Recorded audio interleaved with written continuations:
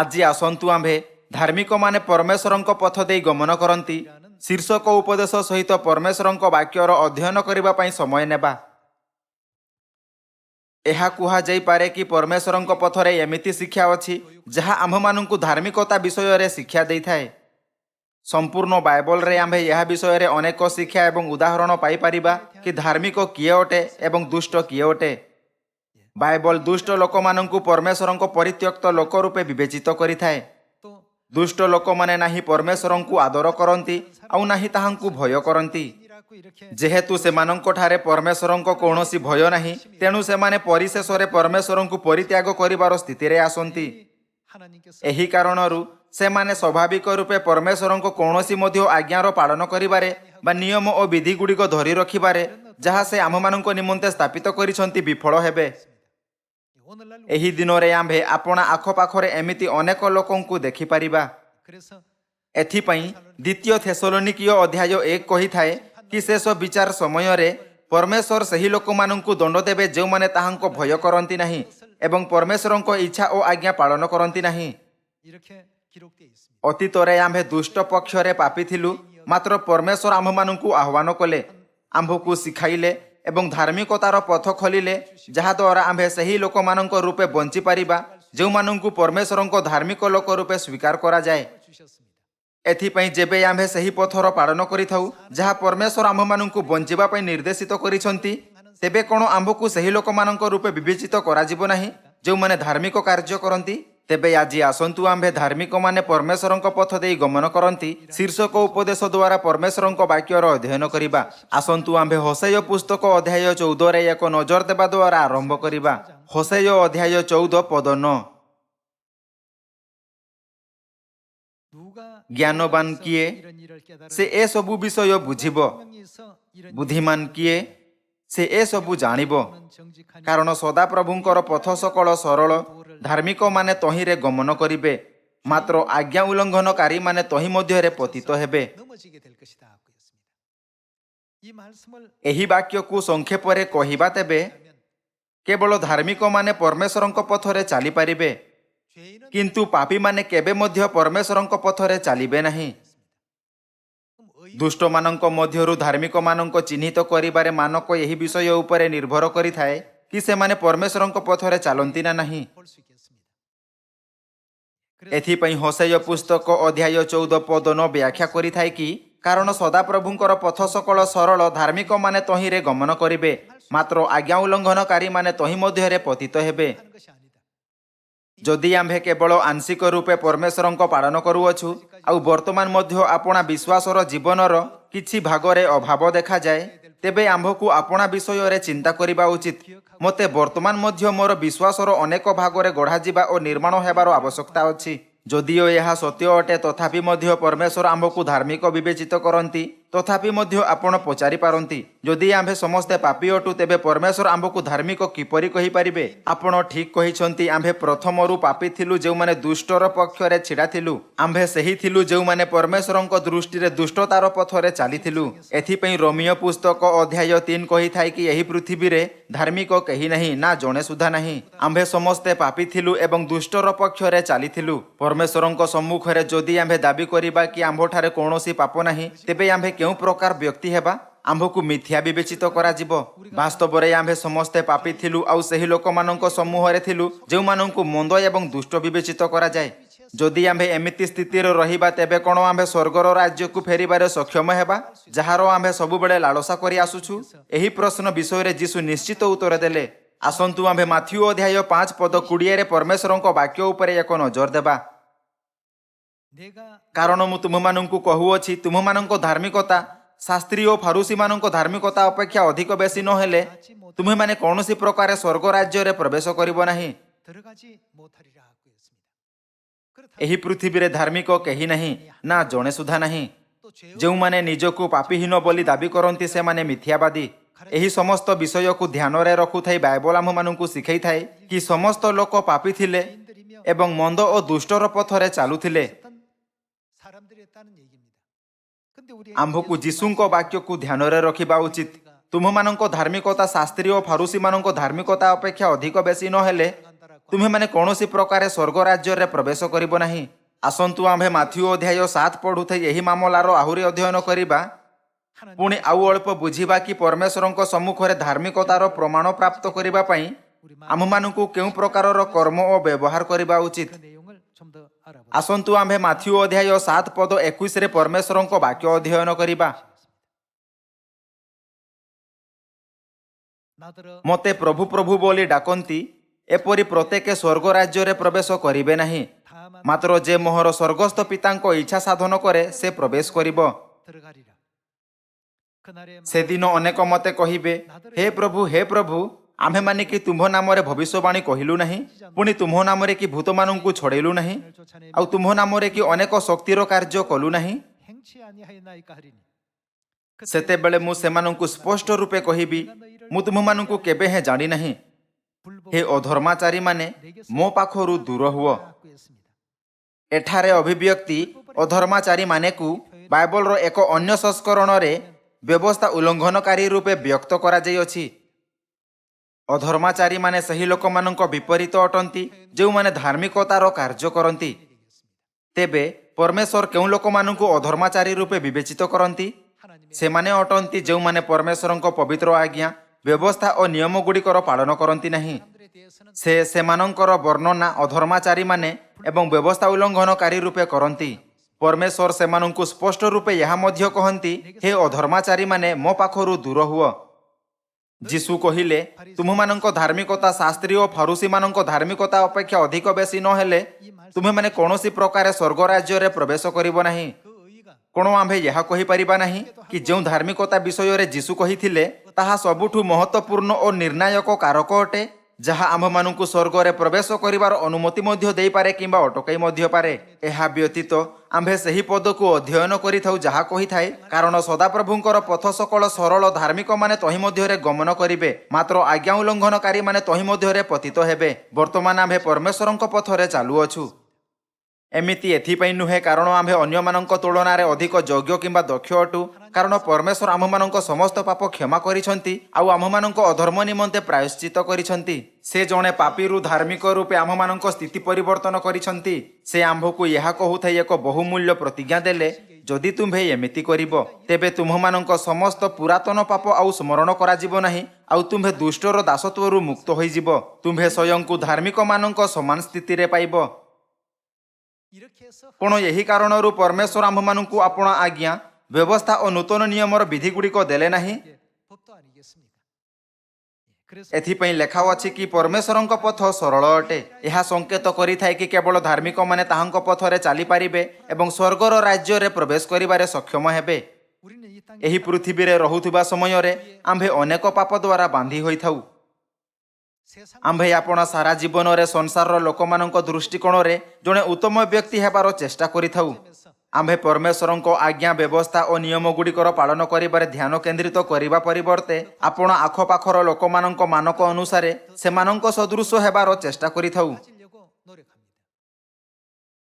किंतु आम्भमानंक जीवनर मानक केवल परमेश्वरଙ୍କ द्वारा निर्धारित करा जिबा एवं ताहांक उपरे निर्भर हेबा उचित। आम्भे परमेश्वरଙ୍କ द्वारा अनुमोदित एवं न्यायोचित हेबा उचित। कोण आम्भे परमेश्वरଙ୍କ द्वारा धार्मिक रूपे स्वीकार करा जिबा उचित नुहे। एही कारणरू परमेश्वर आम्भकु माथ्यू अध्याय 7 रे शिक्षा दियंती, प्रत्येक स्वर्ग राज्य रे प्रवेश करिबे नहीं, मात्र जे मोहर स्वर्गस्थ पितांको इच्छा साधन करे से प्रवेश करिबो।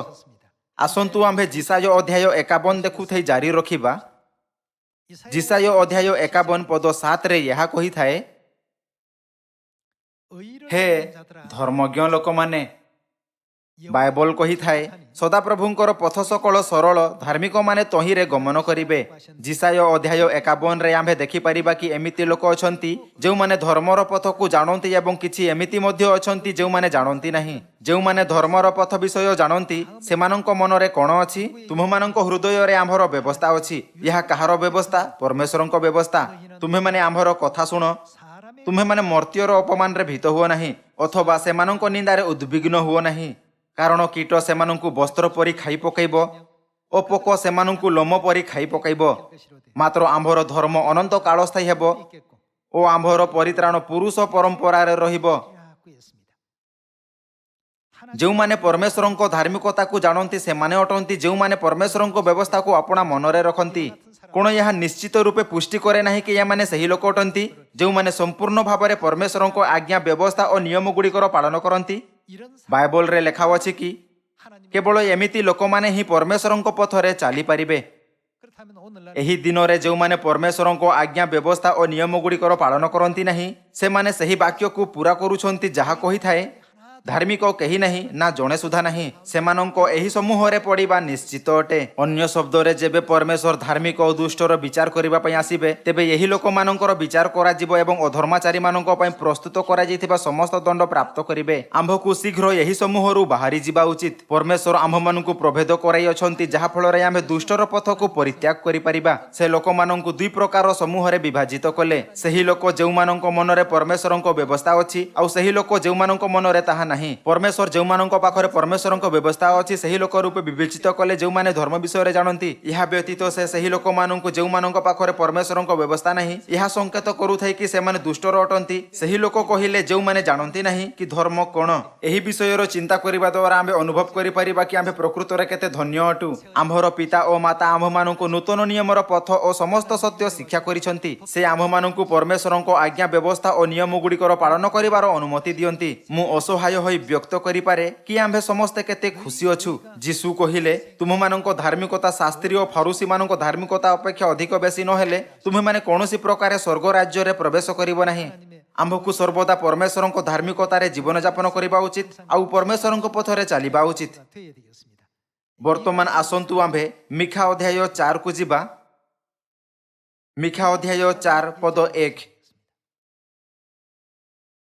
ମାତ୍ର ଶେଷ କାଳରେ ଏ ରୂପ ଘଟିବ, ସଦାପ୍ରଭୁଙ୍କ ଗୃହର ପର୍ବତ ପର୍ବତ ଗଣର ଶିଖର ଉପରେ ସ୍ଥାପିତ ହେବ ଓ ଉପପର୍ବତ ଗଣ ଅପେକ୍ଷା ଉଚ୍ଚୀକୃତ ହେବ ଆଉ ଗୋଷ୍ଠୀଗଣ ସ୍ରୋତ ପରି ତହିଁ ମଧ୍ୟକୁ ବହି ଆସିବେ। ପୁଣି ଅନେକ ଗୋଷ୍ଠୀ ଯାଉ ଯାଉ କହିବେ, ତୁମେମାନେ ଆସ ସଦାପ୍ରଭୁଙ୍କ ପର୍ବତକୁ ଯାକୁବର ପରମେଶ୍ୱରଙ୍କ ଗୃହକୁ ଆମ୍ଭେମାନେ ଯାଉ, ତହିଁରେ ସେ ଆପଣା ପଥ ବିଷୟ ଆମ୍ଭମାନଙ୍କୁ ଶିକ୍ଷା ଦେବେ।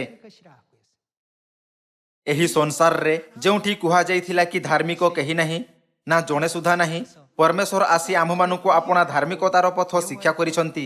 କ'ଣ ପରମେଶ୍ୱର ଏହା କହିଲେ ନାହିଁ, ସଦାପ୍ରଭୁଙ୍କର ପଥ ସକଳ ସରଳ, ଧାର୍ମିକମାନେ ତହିଁରେ ଗମନ କରିବେ? ଏହି ପଦରେ ଲେଖା ଅଛି କି ସେ ଆମ୍ଭମାନଙ୍କୁ ଆପଣା ସମସ୍ତ ପଥ ଶିଖାଇବେ। ଯଦିଓ ବି ଏହି ସଂସାରରେ କେହି ଧାର୍ମିକ ନାହିଁ ତଥାପି ମଧ୍ୟ ପରମେଶ୍ୱର ସ୍ୱୟଂ ଆମମାନଙ୍କୁ ଆପଣା ପଥ ଶିଖାଇବା ପାଇଁ ଆସିଲେ, ଆମ୍ଭକୁ ଦୁଷ୍ଟର ପଥରୁ ରକ୍ଷା କଲେ ଏବଂ ଧାର୍ମିକତାର ପଥରେ ଚାଲିବା ପାଇଁ ଆମ୍ଭମାନଙ୍କ ନେତୃତ୍ୱ କଲେ।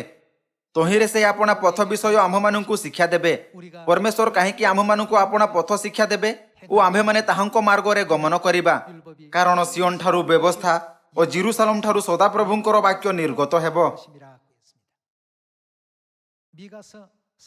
ମିଖା ଅଧ୍ୟାୟ 4ରେ ପରମେଶ୍ୱରଙ୍କ ବାକ୍ୟ ଉପରେ ଚିନ୍ତା କରୁଥାଇ କେବଳ ସେମାନେ ହିଁ ଯେଉଁମାନଙ୍କୁ ପରମେଶ୍ୱରଙ୍କ ପଥ ଶିକ୍ଷା କରାଯାଇଅଛି ଧାର୍ମିକତାର ପଥରେ ଚାଲିପାରିବେ, କିନ୍ତୁ ଦୁଷ୍ଟମାନେ ଏହି ପଥକୁ କେବେ ସ୍ୱୀକାର କରିବେ ନାହିଁ ଓ ଏମିତି ଦୁର୍ଭାଗ୍ୟପୂର୍ଣ୍ଣ ଭାବେ ରହିବେ ଯେଉଁଠି ସେମାନେ କେବେ ତାହା ଉପରେ ଚାଲିବାକୁ ସକ୍ଷମ ହେବେ।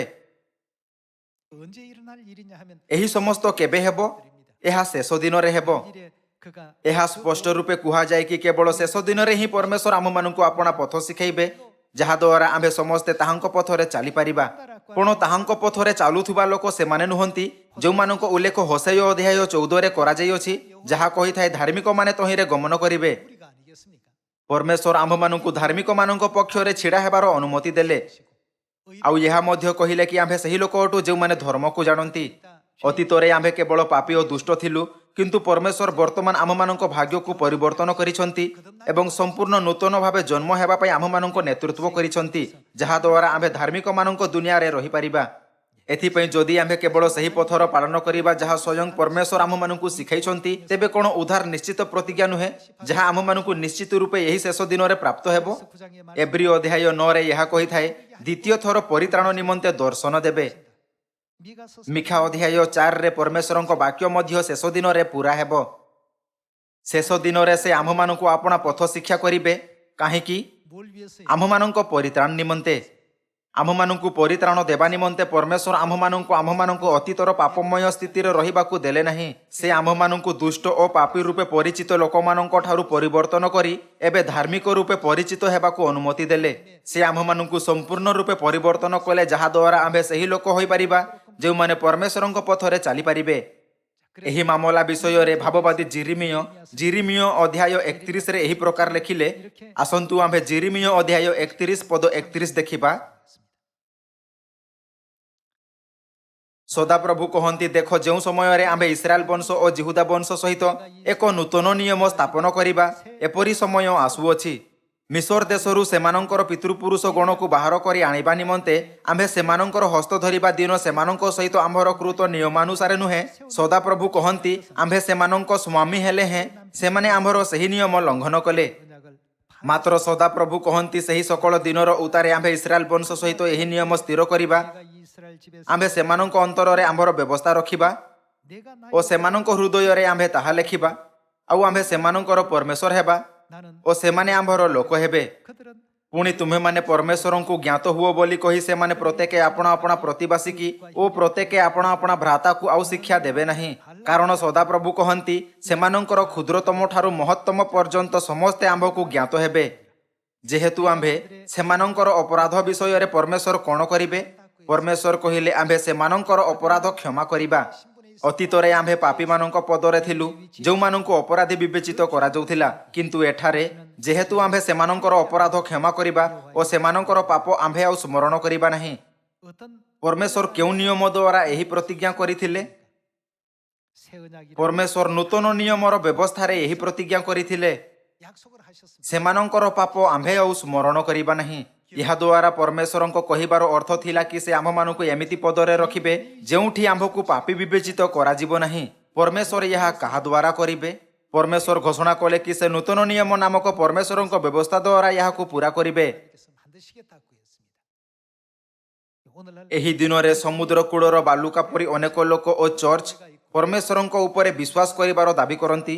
କିନ୍ତୁ କ'ଣ ସେମାନେ ପରମେଶ୍ୱରଙ୍କ ନିୟମ, ଆଜ୍ଞା ଓ ବ୍ୟବସ୍ଥା ଗୁଡ଼ିକର ପାଳନ କରୁଛନ୍ତି? ନାହିଁ, ସେମାନେ କରୁନାହାନ୍ତି। ଏମିତି କାହିଁକି ଅଟେ?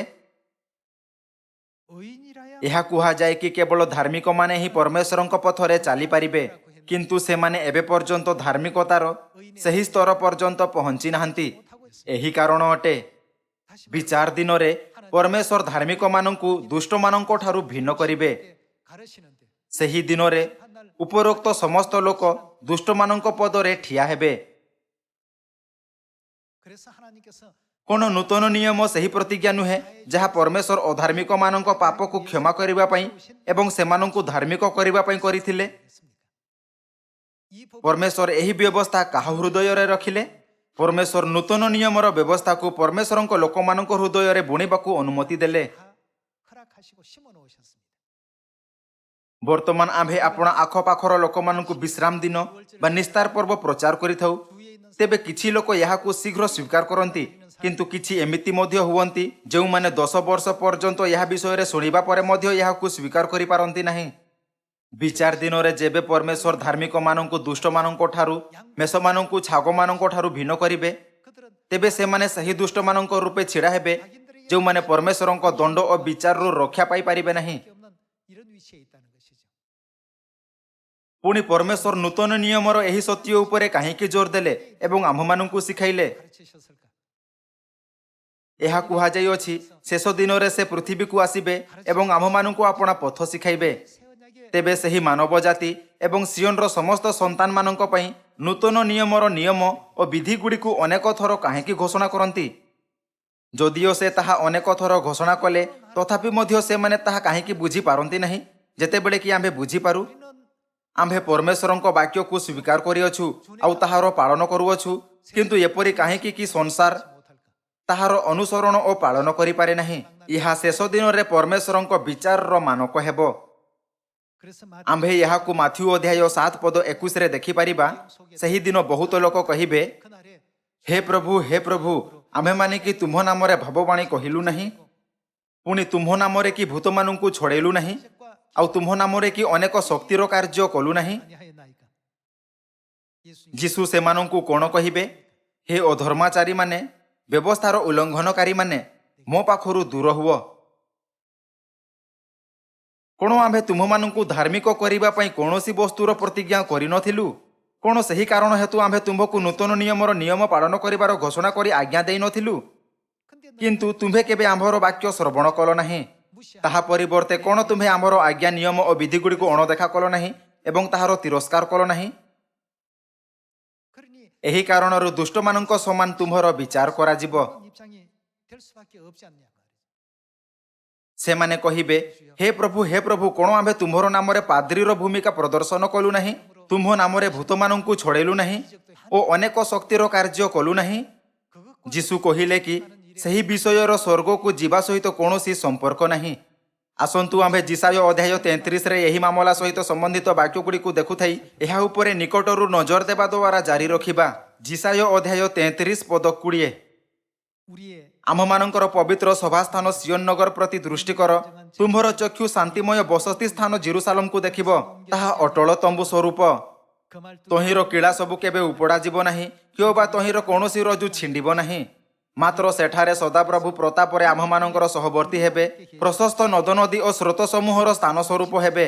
ସେ ସ୍ଥାନରେ ଆହୁଲାଯୁକ୍ତ କୌଣସି ପଥ ଗମନ କରିବ ନାହିଁ, କିଓ ବା ଭୟଙ୍କର ଜାହାଜ ତାହା ପାର ହେବ ନାହିଁ। କାରଣ ସଦାପ୍ରଭୁ ଆମ୍ଭମାନଙ୍କର ବିଚାରକର୍ତ୍ତା, ସଦାପ୍ରଭୁ ଆମ୍ଭମାନଙ୍କର ବ୍ୟବସ୍ଥାଦାତା, ସଦାପ୍ରଭୁ ଆମ୍ଭମାନଙ୍କର ରାଜା, ସେ ଆମ୍ଭମାନଙ୍କର ପରିତ୍ରାଣ କରିବେ। ତୁମ୍ଭର ପାଲ ଦୌଡ଼ି ସବୁ ହୁଗୁଳା ହୋଇଅଛି। ସେ ସବୁ ଆପଣା ମାସ୍ତୁଲକୁ ଦୃଢ଼ ଓ ପାଲକୁ ବିସ୍ତାର କରିପାରିଲା ନାହିଁ। ସେତେବେଳେ ବସ୍ତର ଲୁଟ୍ ଦ୍ରବ୍ୟ ବିଭାଗ କରାଗଲା। ଛୋଟା ଲୋକ ଲୁଟ୍ ଦ୍ରବ୍ୟ ଧରିଲା। ପୁଣି ମୁଁ ପୀଡ଼ିତ ଅଛି ବୋଲି ନିବାସୀ ଲୋକ କହିବେ ନାହିଁ। ତନ୍ନିବାସୀ ଲୋକମାନଙ୍କର ଅପରାଧ କ୍ଷମା କରାଯିବ। ଏଠାରେ ପରମେଶ୍ୱରଙ୍କ ଲୋକ ଯେଉଁମାନଙ୍କର ଅପରାଧ କ୍ଷମା କରାଯାଇଅଛି କେଉଁଠି ବାସ କରନ୍ତି? ଏହା କହିଥାଏ କି ସେମାନେ ସିଓନରେ ବାସ କରନ୍ତି। ସିଓନରେ ଯେଉଁଠି ପରମେଶ୍ୱରଙ୍କ ପର୍ବ ପାଳନ କରାଯାଏ, ପରମେଶ୍ୱର ଆମ୍ଭମାନଙ୍କ ସଙ୍ଗରେ ଅଛନ୍ତି। ସେଠାରେ ସେ ଆମ୍ଭମାନଙ୍କ ବିଚାରକର୍ତ୍ତା ଓ ଆମ୍ଭମାନଙ୍କ ବ୍ୟବସ୍ଥାଦାତା ଅଟନ୍ତି। ସାଂସାରିକ ଦୃଷ୍ଟିର ଅର୍ଥରେ ମଧ୍ୟ ଯେବେ ଅଦାଲତରେ କୋର୍ଟ ମାମଲା ଚଲାଯାଏ, ତେବେ ବିଚାରପତିମାନେ କେଉଁ ଆଧାରରେ ବିଚାର କରନ୍ତି? କ'ଣ ସେମାନଙ୍କ ଦେଶର ସମ୍ବିଧାନ ସେମାନଙ୍କ ବିଚାର ଓ ଶାସନର ମାନକ ନୁହେଁ? ଏଠାରେ ପରମେଶ୍ୱର ଏହି ବିଷୟର ସାକ୍ଷ୍ୟ ଦେଲେ କି ସେ ଆମ୍ଭମାନଙ୍କ ବିଚାରକର୍ତ୍ତା ଓ ଏହା କି ଗୋଟିଏ ବ୍ୟବସ୍ଥା ଅଛି ଯାହା ସେ ଆମ୍ଭମାନଙ୍କୁ ଦେଇଛନ୍ତି। କ'ଣ ଶେଷ ବିଚାର ନିମନ୍ତେ ନୂତନ ନିୟମର ଏହି ବ୍ୟବସ୍ଥା ସେହି ମାନକ ହେବ ନାହିଁ? ଏହି ବ୍ୟବସ୍ଥା ଦ୍ୱାରା ପରମେଶ୍ୱର ଧାର୍ମିକ ଓ ଦୁଷ୍ଟମାନଙ୍କ ମଧ୍ୟରେ ପ୍ରଭେଦ କରିବେ। ଏଥିପାଇଁ ଏହା କୁହାଯାଇଅଛି, କାରଣ ସଦାପ୍ରଭୁଙ୍କର ପଥ ସକଳ ସରଳ, ଧାର୍ମିକମାନେ ତହିଁରେ ଗମନ କରିବେ। ଆପଣ ଓ ମୁଁ ଉଭୟେ ସ୍ୱର୍ଗର ରାଜ୍ୟରେ ପ୍ରବେଶ କରିବାର ଲାଳସା କରିଥାଉ। ଏହି ଦୁନିଆରେ ଅନେକ ଲୋକ ଜାଣନ୍ତି କି ବିଚାର ଦିନ ଆସୁଅଛି। ଯଦିଓ ସେମାନେ ଜାଣନ୍ତି କି ବିଚାର ଦିନ ଆସୁଅଛି ଏବଂ ସେମାନଙ୍କ ହୃଦୟ ସ୍ୱର୍ଗ ନିମନ୍ତେ ପ୍ରସ୍ତୁତ କରୁଛନ୍ତି, କିନ୍ତୁ ସେମାନେ ଧାର୍ମିକର ପଦ ପ୍ରାପ୍ତ କରିବାରେ ସକ୍ଷମ ନାହାନ୍ତି। ସେମାନେ ଦୁଷ୍ଟମାନଙ୍କ ସ୍ଥିତିରେ ହିଁ ରହନ୍ତି। କରୋନା ଭାଇରସ ମହାମାରୀ ଏବେ ଗୋଟିଏ ବର୍ଷରୁ ଅଧିକ ସମୟ ଠାରୁ ଜାରି ଅଛି। ଏହି ସ୍ଥିତି ଦ୍ୱାରା ବହୁତ ଲୋକ ଚିନ୍ତା କରନ୍ତି, ଓ କ'ଣ ପରମେଶ୍ୱରଙ୍କ ବିଚାର ଦିନ ଶୀଘ୍ର ଆସିବ ନାହିଁ? ଯଦି ବିଚାର ଦିନ ନିକଟରେ ଅଛି, ତେବେ ଏହା ନିଶ୍ଚିତ ଅଟେ କି ସେମାନଙ୍କୁ ଦୁଷ୍ଟ ରୂପେ ବିବେଚିତ କରାନଯାଉ। ମାତ୍ର ସେମାନେ ବର୍ତ୍ତମାନ ମଧ୍ୟ ଦୁଷ୍ଟମାନଙ୍କ ସମୂହରେ ରହନ୍ତି, କାରଣ ସେମାନଙ୍କ କର୍ମ ବର୍ତ୍ତମାନ ମଧ୍ୟ ଦୁଷ୍ଟମାନଙ୍କ ସମାନ ଅଟେ, ଆଉ ସେମାନେ ଦୁନିଆରୁ ସ୍ୱୀକୃତି ପ୍ରାପ୍ତ କରିବା ପାଇଁ ଅନବରତ ଚେଷ୍ଟା କରନ୍ତି। ପରମେଶ୍ୱରଙ୍କ ଦୃଷ୍ଟିକୋଣରେ ଏମିତି ଲାଗେ କି ସେମାନେ ପରମେଶ୍ୱରଙ୍କ ଦୁନିଆ ସହିତ ସମ୍ବନ୍ଧିତ ହେବା ଓ ଧାର୍ମିକମାନଙ୍କ ସହିତ ପରମେଶ୍ୱରଙ୍କ ସ୍ୱୀକୃତି ପ୍ରାପ୍ତ କରିବା ପାଇଁ କୌଣସି ଚେଷ୍ଟା କରୁନାହାନ୍ତି।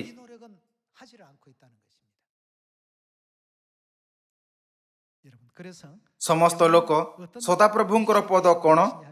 ଲେଖା ଅଛି କି ସେ ଆମ୍ଭମାନଙ୍କର ବିଚାରକର୍ତ୍ତା ଅଟନ୍ତି। ଶେଷ ଦିନରେ ସବୁଠୁ ମହତ୍ୱପୂର୍ଣ୍ଣ କାରକ କ'ଣ ବିବେଚିତ ହେବ? ଯେବେ ପରମେଶ୍ୱର ଦୁଷ୍ଟ ଓ ଧାର୍ମିକମାନଙ୍କ ମଧ୍ୟରେ ବିଚାର କରିବେ, କ'ଣ ପରମେଶ୍ୱର ଆପଣା ବାକ୍ୟ ଦ୍ୱାରା ନିର୍ମାଣ କରିଥିବା ନୂତନ ନିୟମର ବ୍ୟବସ୍ଥା ଦ୍ୱାରା ବିଚାର କରିବେ ନାହିଁ? କ'ଣ ଆମ୍ଭେ ପରମେଶ୍ୱରଙ୍କୁ ଦେଖି ନାହିଁ ଯେ ଦୁଷ୍ଟମାନଙ୍କର ଏହା କହୁଥାଇ ତିରସ୍କାର କରିଥିଲେ, ହେ ଅଧର୍ମାଚାରୀମାନେ, ବ୍ୟବସ୍ଥାର ଉଲ୍ଲଂଘନକାରୀମାନେ, ମୋ ପାଖରୁ ଦୂର ହୁଅ। ଏହି କାରଣରୁ ପରମେଶ୍ୱର ଆମ୍ଭମାନଙ୍କୁ ନୂତନ ନିୟମର ସେବକ ହେବା ପାଇଁ କହିଲେ। ନୂତନ ନିୟମର ସତ୍ୟର ପଥରେ ଚାଲୁଥିବା ଲୋକମାନଙ୍କୁ କ'ଣ ବିଶେଷ ଅଧିକାର ଦିଆଯାଏ? ପରମେଶ୍ୱର ଦୃଢ଼ତାରେ ଏହି ବିଷୟ ଉପରେ ଜୋର ଦେଲେ କି ଯେଉଁମାନେ ଅନନ୍ତ ଆଶୀର୍ବାଦ ଓ ସ୍ୱର୍ଗର ଗୌରବମୟ ରାଜ୍ୟକୁ ପ୍ରାପ୍ତ କରିପାରନ୍ତି, ଯାହାକୁ ପରମେଶ୍ୱର ପ୍ରସ୍ତୁତ କରିଛନ୍ତି, ସେମାନେ ସେହି ଲୋକ ଅଟନ୍ତି ଯେଉଁମାନେ ନୂତନ ନିୟମର ବ୍ୟବସ୍ଥା ମାନନ୍ତି ଆଉ ତାହାର ପାଳନ କରନ୍ତି। 계십니다. ଆସନ୍ତୁ ଆମ୍ଭେ ଏବ୍ରି ଅଧ୍ୟାୟ 9 ପଦ 15 ଦେଖିବା। 이를 인하여 ଆଉ ଏହି କାରଣରୁ ସେ କ'ଣ 그러가 ସେ ଯୀଶୁ ନୁହନ୍ତି? 예수님을 가르치지요. 이를 ଆଉ ଏହି 인하여 କାରଣରୁ ସେ ଅର୍ଥାତ୍ ଯୀଶୁ ଖ୍ରୀଷ୍ଟ 새 ନୂତନ ନିୟମର ମଧ୍ୟସ୍ଥ ହୋଇଅଛନ୍ତି। ଯେପରି ପ୍ରଥମ ନିୟମକାଳୀନ ଅପରାଧ ମାର୍ଜନାର୍ଥେ ମୃତ୍ୟୁଭୋଗ କରିଯାଇଥିବାରୁ ଆହୁତ ଲୋକମାନେ ଅନନ୍ତ ଅଧିକାର ସମ୍ବନ୍ଧୀୟ ପ୍ରତିଜ୍ଞାର ଫଳ ପ୍ରାପ୍ତ ହୁଅନ୍ତି।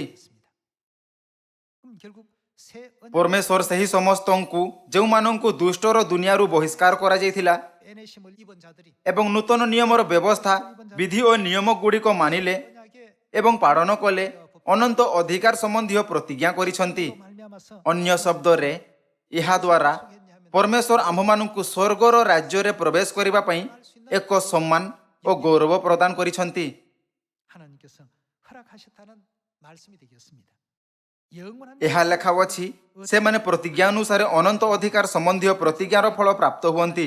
ଏଥିପାଇଁ ପରମେଶ୍ୱର ଆମ୍ଭମାନଙ୍କୁ ଏହା ଜାଣିବାକୁ ଦେଇଛନ୍ତି କି ସଂସାରରେ ସବୁଠୁ ସାର୍ଥକ ଏବଂ ଧନ୍ୟ କାର୍ଯ୍ୟ ନୂତନ ନିୟମର ସୁସମାଚାରର ପ୍ରଚାର କରିବା ଅଟେ। 일꾼의 일이라고 하지 않았습니까? ଆସନ୍ତୁ ଆମ୍ଭେ ଦ୍ୱିତୀୟ କୋରିନ୍ଥୀୟ ଅଧ୍ୟାୟ 3 ପଦ 6 ଦେଖିବା। 저가 또 ସେ ତ ଆମ୍ଭମାନଙ୍କୁ ଅକ୍ଷରର ସେବକ କରିନାହାନ୍ତି ମାତ୍ର ଆତ୍ମାଙ୍କ 하셨으니 ଅର୍ଥାତ୍ ନୂତନ ନିୟମର ସେବକ ହେବାକୁ ସାମର୍ଥ୍ୟ ଦେଇଅଛନ୍ତି। କାରଣ ଅକ୍ଷର ମୃତ୍ୟୁଦାୟକ ମାତ୍ର ଆତ୍ମା ଜୀବନଦାୟକ। 우리 하나님 ଯେବେ ଆମ୍ଭେ ନୂତନ ନିୟମର ସେବକ ହୋଇଥାଉ ତେବେ ପରମେଶ୍ୱର ବହୁତ ପ୍ରସନ୍ନ ହୁଅନ୍ତି। ପରମେଶ୍ୱର ଆମ୍ଭମାନଙ୍କୁ ସମୀରଣରେ ଏବଂ ପୃଥିବୀର ପ୍ରାନ୍ତ ପର୍ଯ୍ୟନ୍ତ ପ୍ରଚାର କରିବାକୁ କହିଛନ୍ତି। ଅତଏବ ତୁମ୍ଭେମାନେ ଯାଇ ସମସ୍ତ ଜାତିର ଲୋକଙ୍କୁ ମୁଁ ତୁମମାନଙ୍କୁ ଯେଉଁ ଯେଉଁ ଆଜ୍ଞା ଦେଇଅଛି ସେହି ସବୁ ପାଳନ କରିବାକୁ ଶିକ୍ଷା ଦେଇ ସେମାନଙ୍କୁ ଶିଷ୍ୟ କର। ବିଚାର ଦିନରେ 마지막 ଧାର୍ମିକମାନଙ୍କ ଏକ ସମୂହ 그룹이 있고 악이 ଏବଂ ଦୁଷ୍ଟମାନଙ୍କ ଦ୍ୱିତୀୟ ସମୂହ ହେବ। 세계 모든 사람들은 କିନ୍ତୁ ଯେହେତୁ ସଂସାରର ସମସ୍ତ ଲୋକ ଏବେ ଦୁଷ୍ଟମାନଙ୍କ ମଧ୍ୟରୁ ଅଟନ୍ତି ତେଣୁ ପରମେଶ୍ୱର ଆମ୍ଭକୁ ସେମାନଙ୍କୁ ଶିଖେଇବାକୁ କହିଲେ ଯାହାଦ୍ୱାରା ସେମାନେ ଧାର୍ମିକ ଲୋକମାନଙ୍କ ସମୂହକୁ ଆସିପାରିବେ। କ'ଣ ଏଥିପାଇଁ ପରମେଶ୍ୱର ଆମ୍ଭମାନଙ୍କୁ ପ୍ରଚାର କରିବାକୁ କହିଲେ ନାହିଁ? ଆମ୍ଭକୁ କହିବା ଉଚିତ ଯଦି ତୁମ୍ଭେ ଦୁଷ୍ଟମାନଙ୍କ ପରି ରହିବ ତେବେ ବିନଷ୍ଟ ହେବ ଓ ପରମେଶ୍ୱରଙ୍କ ବିଚାରରୁ ରକ୍ଷା ପାଇପାରିବ ନାହିଁ। ଏଥିପାଇଁ ଦୟାକରି ନୂତନ ନିୟମର ନିସ୍ତାର ପର୍ବ ଦ୍ୱାରା ଧାର୍ମିକତାର ପଥରେ ଫେରିଆସ। ଏମିତି କରି ଆସନ୍ତୁ ଆମ୍ଭେ ସ୍ୱର୍ଗର ଅନନ୍ତ ରାଜ୍ୟରେ ପ୍ରବେଶ କରିବା ଯାହାର ପରମେଶ୍ୱର ଆମ୍ଭମାନଙ୍କୁ ପ୍ରତିଜ୍ଞା କରିଛନ୍ତି। ଦୟାକରି ସ୍ୱର୍ଗୀୟ ଉତ୍ତରାଧିକାରୀର ପ୍ରତିଜ୍ଞା ପ୍ରାପ୍ତ କରନ୍ତୁ। ଏହା ସେହି ବିଷୟ ଅଟେ ଯାହା ଆମ୍ଭେ ପ୍ରଚାର ସମୟରେ କରିଥାଉ। ଯେହେତୁ ଏହି ସଂସାରରେ ସମସ୍ତଙ୍କୁ ଯଦି ସେମାନଙ୍କୁ ଏକୁଟିଆ ଛାଡ଼ି ଦିଆଯାଏ ତେବେ ମୃତ୍ୟୁ ଦିଆଯିବ। ଏଥିପାଇଁ ଯୀଶୁ କ'ଣ କହିଲେ କି ସେ ପୃଥିବୀରେ କ'ଣ କରିବାକୁ ଆସିଥିଲେ? ସେ କହିଲେ ମୁଁ ପ୍ରଚାର କରିବାକୁ ଆସିଛି। ବର୍ତ୍ତମାନ ଆସନ୍ତୁ ଆମ୍ଭେ ଦ୍ୱିତୀୟ ପିତର ଅଧ୍ୟାୟ 3 ପଦ 13କୁ ଯିବା। ଆମ୍ଭେମାନେ ତାହାଙ୍କ ପ୍ରତିଜ୍ଞା ଅନୁସାରେ ଗୋଟିଏ ନୂତନ ଆକାଶ ମଣ୍ଡଳ ଓ ନୂତନ ପୃଥିବୀର ଅପେକ୍ଷାରେ ଅଛୁ ଯାହା ଧାର୍ମିକତାର ଆବାସ ସ୍ଥଳ ହେବ। 바라본다고 했습니다. ଆମ୍ଭକୁ ଦିଆଯାଇଥିବା ଏହି ଶବ୍ଦ ଗୁଡ଼ିକର ପ୍ରସଙ୍ଗ କ'ଣ ଥିଲା? ଆସନ୍ତୁ ଆମ୍ଭେ ପଦ 10କୁ ଯିବା। ପ୍ରଭୁଙ୍କ ଦିନ ଚୋରର ପରେ ଉପସ୍ଥିତ ହେବ। 주의 날 하는 것은 କ'ଣ ପ୍ରଭୁଙ୍କ ଦିନ ବିଚାରର ଶେଷ ଦିନ ନୁହେଁ? 심판의 날이기도 하고 ଏହା ଦୁଷ୍ଟମାନଙ୍କ ପାଇଁ ଦଣ୍ଡର ଦିନ ଓ ଧାର୍ମିକମାନଙ୍କ ପାଇଁ ପରିତ୍ରାଣର ଦିନ ଅଟେ। ପ୍ରଭୁଙ୍କ ଦିନ ଚୋରର ପରି ଉପସ୍ଥିତ ହେବ। ସେହି ଦିନ ଆକାଶ ମଣ୍ଡଳ ମହାଶବ୍ଦ ସହ ଲୋପ ପାଇବ। ପୁଣି ମୌଳିକ ବସ୍ତୁ ସବୁ ପ୍ରଚଣ୍ଡ ଉତ୍ତାପରେ ତରଳିଯିବ ଏବଂ ପୃଥିବୀ ଓ ତନ୍ମଧ୍ୟସ୍ଥ ମନୁଷ୍ୟକୃତ ବସ୍ତୁ ସବୁ ଦଗ୍ଧ ହେବ। ଏହି ସମସ୍ତ ବିଷୟ ଏହି ପ୍ରକାରେ ଲୁପ୍ତ ହେବାରୁ ଈଶ୍ୱରଙ୍କ ଯେଉଁ ଦିନରେ ଆକାଶମଣ୍ଡଳ ଜଳି ଉଠି ଲୁପ୍ତ ହେବ ଓ ମୌଳିକ ବସ୍ତୁ ସବୁ ପ୍ରଚଣ୍ଡ ଉତ୍ତାପରେ ତରଳିଯିବ ସେହି ଦିନର ଆଗମନର ଅପେକ୍ଷା କରି ତାହା ଯେପରି ଶୀଘ୍ର ଆସିବ ଏଥିପାଇଁ ତୁମମାନଙ୍କର କିପରି ସଦାଚାରୀ ଓ ଧର୍ମପରାୟଣ ହେବା ଉଚିତ। ଆମ୍ଭେମାନେ ତାହାଙ୍କ ପ୍ରତିଜ୍ଞା ଅନୁସାରେ ଗୋଟିଏ ନୂତନ ଆକାଶମଣ୍ଡଳ ଓ ନୂତନ ପୃଥିବୀର ଅପେକ୍ଷାରେ ଅଛୁ ଯାହା ଧାର୍ମିକତାର ଆବାସ ସ୍ଥଳ ହେବ। ଏହା ପରମେଶ୍ୱରଙ୍କ ଅନନ୍ତ ଦୁନିଆ ଅଟେ ଯାହାକୁ ସେମାନେ କେବଳ ଆମ୍ଭମାନଙ୍କ ନିମନ୍ତେ ଖୋଲିଛନ୍ତି। 다시는 눈물 ଏହା ପରମେଶ୍ୱରଙ୍କ ଅନୁଗ୍ରହରେ ପୂର୍ଣ୍ଣ ଦୁନିଆ ଅଟେ ଯେଉଁଠି ନାହିଁ ଲୁହ ନାହିଁ ଦୁଃଖ ବା ନାହିଁ ଯନ୍ତ୍ରଣା ଅଛି, ଯେଉଁଠି ପ୍ରତିଦିନ ଶାନ୍ତି ଓ ଆନନ୍ଦର ନିର୍ମାଣ ହୋଇଥାଏ। 그 은혜의 ଏହି ପ୍ରକାରର ଜୀବନ ପରମେଶ୍ୱର ଶୀଘ୍ର ହିଁ ଆମମାନଙ୍କ ନିମନ୍ତେ ସ୍ୱର୍ଗର ରାଜ୍ୟରେ ଖୋଲିବେ। 우리를 위해서 열어놓으실 것입니다. 그렇다면 오늘 ତେବେ ଆଜି ଆମ୍ଭେ ନୂତନ ନିୟମର ସତ୍ୟର ପାଳନ କରୁଅଛୁ ଆଉ ବାସ୍ତବରେ ନୂତନ ନିୟମର ଏହି ସତ୍ୟରେ ଜୀବନଯାପନ କରୁଅଛୁ। ତେବେ ଆମ୍ଭେ ବାସ୍ତବରେ କେତେ ଧନ୍ୟ ଅଟୁ। ମାତ୍ର ଏହା ଲେଖାଯାଇଅଛି କି ସଂସାରର ସମସ୍ତ ଲୋକମାନଙ୍କ ଠାରୁ କିଛି ହିଁ ପଥକୁ ଖୋଜି ପାଇବେ। 작다고 했습니다. एथिपई एही पथ संकीर्ण पथ अटे एही फाटक मध्य संकीर्ण फाटक अटे जदिओ यह संकीर्ण अटे तथापि मध्य आममानंकु कमरु कम थरे संसार रे समस्त लोक मानंकु जणेबार आवश्यकता अटे सेमानंकु यह जानिबाकु देबा निमंते आम्भे सेमानंकु प्रचार करिबा उचित जदिओ सेमाने सुनंती अबा सुनंती नहीं आसंतु आम्भे सेमानंकु यह कहूथाई परमेश्वरंक पथर परिचय देबा आममानंक पाखरे सही शुभ संदेश अछि जहा आममानंकु जीवन देइथाय आसंतु आम्भे समस्ते मंदतारु फेरिबा ओ धार्मिकतार जीवन रे फेरि आसीबा आसंतु आम्भे समस्ते परित्राण ओ स्वर्गर अनंत राज्य को प्राप्त करिबा जाहाकु परमेश्वर आममानंक निमंते प्रस्तुत करिसंती 했으면 좋겠습니다. 이런 가운데 पुणी थरे मु आममानंक एलोहिम परमेश्वर पिता परमेश्वर ओ माता परमेश्वरंकु धन्यवाद 아버지 गौरव ओ स्तुति देउअछि जे एही सत्य रे आममानंक नेतृत्व कले एवं एमिति अद्भुत आशीर्वाद प्रदान करिसंती 외부 환경 속에서는 जदिओ बाहर परिस्थिति गुड़िक कोरोना भाइरस कारणରୁ अंधकारमय और निराशजनक होइपारे किंतु आसंतु आम्भे एही सुसमाचार को समीरण और पृथ्वीर प्रांत पर्यंत आपणा पड़ोशी परिवार संपर्कीय और आपणा परिचित मानक पर्यंत मध्य पहुंचाइबा पई हार्दिक पदक्षेप नेबा यह द्वारा मु आजिर उपदेश समाप्त करने को चाहिए 말씀 이것으로 आपणक बहुत बहुत धन्यवाद।